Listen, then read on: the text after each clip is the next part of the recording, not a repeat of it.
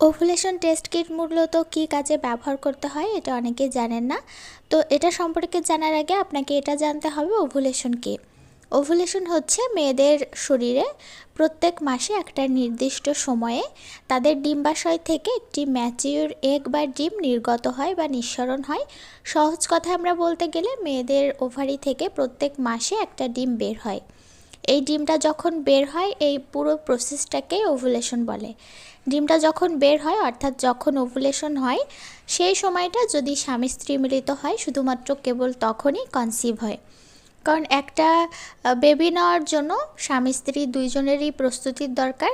তো একজন স্বামী সাধারণত সবসময়েই সেই প্রস্তুতিটা থাকে, তবে একটা মেয়ে সে প্রত্যেক মাসে দেখা যায় যে যখন ওভুলেশন হয় সেই টাইমটাই শুধু কনসিভের জন্য রেডি থাকে।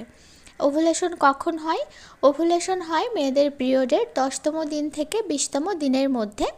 তবে এটা হচ্ছে রেগুলার পিরিয়ডের ক্ষেত্রে।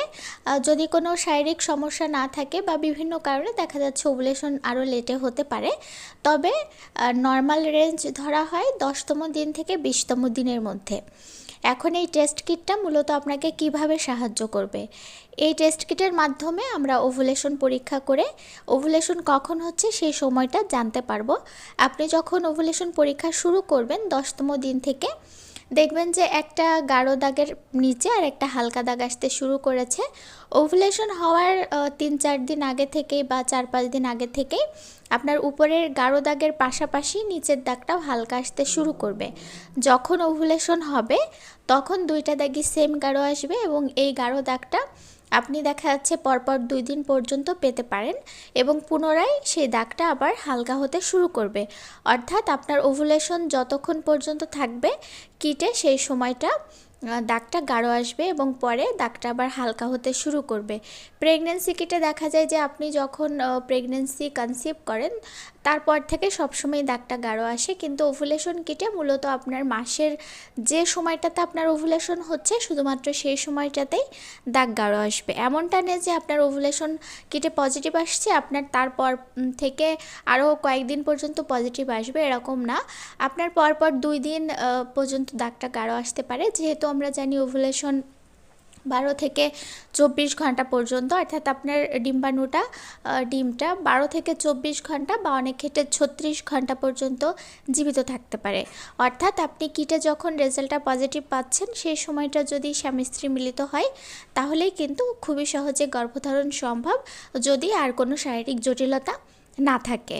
ওভুলেশন পরীক্ষা মূলত মেয়েদের পিরিয়ডের 10তম দিন থেকে শুরু করতে হয়, তবে পিরিয়ড সাইকেলের উপরে এটা কম বেশি ভ্যারিয়েশন করে।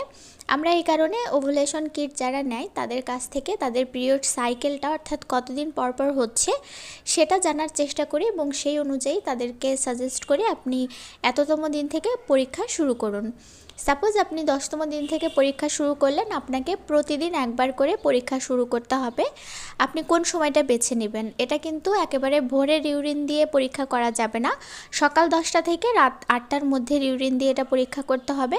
তবে সেক্ষেত্রে সন্ধ্যা 6টা-7টার দিকে আমরা সাধারণত বলি যে পরীক্ষা করতে, কারণ সেক্ষেত্রে রেজাল্টটা বেশি ভালো আসে। এখন এটা আপনি আজকে পরীক্ষা করলেন আগামীকাল পরীক্ষা করলেন না, এভাবে করলে হবে না।